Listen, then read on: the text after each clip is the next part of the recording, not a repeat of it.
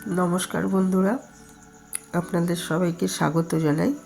আমি আজকে একটা হেলদি ব্রেকফাস্ট রেসিপি নিয়ে এসেছি, যেটা আটা বা ময়দা দিয়ে নয়, খুব স্বাস্থ্যকরভাবে তৈরি করা যাবে। এর জন্য আমি 1 গ্লাস মতো চিড়ে নিয়েছি। আর চিড়েটা আগে ভালো মতো 2-3 বার ধুয়ে নিতে হবে, পরিষ্কার করে নিতে হবে। নিয়ে তারপরে সামান্য জলে 3-4 মিনিট ভিজিয়ে রাখতে হবে। এটা ভালো করে ধুয়ে আমি একটু ভিজিয়ে রেখেছি। আর একটা গ্রাইন্ডারের মধ্যে আমি সমপরিমাণ সুজি নিয়েছি। আর ওই যে ভেজানো চিড়েটা, যেটা দেখুন একটু ফুলে গেছে, সেটা নিয়ে নিয়েছি। তার মানে সমপরিমাণ চিড়ে আর সুজি নেওয়া হলো। সুজিটা একটু বেছে নিতে হবে যেন পোকা না থাকে, সব এখন বর্ষাকাল। আর চিড়েটা ভালো করে ধুয়ে একটুখানি ভিজিয়ে রাখতে হবে, তারপর সেটা নিয়ে নিতে হবে। আর নিয়েছি আমি 1/2 কাপ মতো দই আর একটু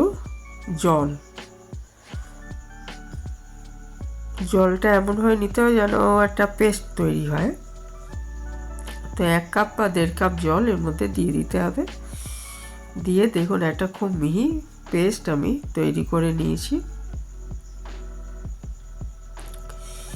এবার এটার মধ্যে পরিমাণ মতো নুন দিয়ে দিতে হবে। একটা পাত্রে নিয়ে আমি পরিমাণ মতো নুন দিয়েছি। আর দিয়ে দেবো 1/2 চামচ মতো এর মধ্যে বেকিং সোডা। বেকিং সোডাটা দিলে এটা বেশ জালিদার তৈরি হবে, দেখতেও ভালো লাগবে আর খেতেও ভালো লাগবে। তো বানানোর ঠিক আগে দেবেন বেকিং সোডাটা। বেকিং সোডা দিয়ে খুব বেশি আর কি রাখার দরকার নেই। বানানোর আগে 2-4 মিনিট আগে এটা এর সঙ্গে মিশিয়ে দিতে হবে। তো এটা আমি আজকে প্লেনই তৈরি করছি। এটা সবজি দিয়েও তৈরি করা যায়, তবে এটা আমি একদমই প্লেনভাবে আজকে তৈরি করছি। আর একটু আমার দেখানো হয়নি, 1/2 চামচ মতো চিনি দিয়ে দেবেন, তাহলে একটু খেতে ভালো লাগবে। আর ইচ্ছে করলে ওটা স্কিপও করতে পারেন। তারপর একটা তাওয়াতে আমি একটু ঘি মাখিয়ে নিচ্ছি। আপনারা এটা সাদা তেলেও করতে পারবেন, ঘি দিলে কিন্তু টেস্টটা বেশি ভালো লাগবে।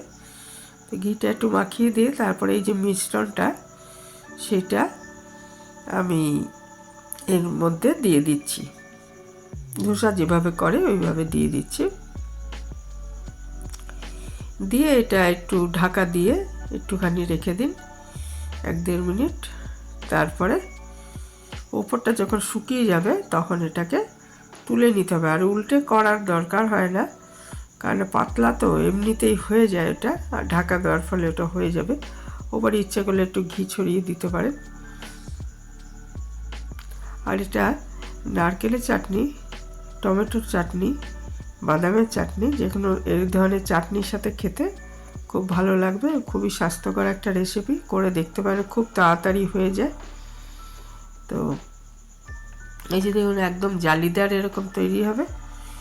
একটু ঢাকা দিয়ে দেওয়ার পর একটু 1.5-2 মিনিট ঢাকা দিয়ে রেখে দেবেন। আঁচটা কমিয়ে রাখবেন, না হলে পুড়ে যাবে অপর পিঠ।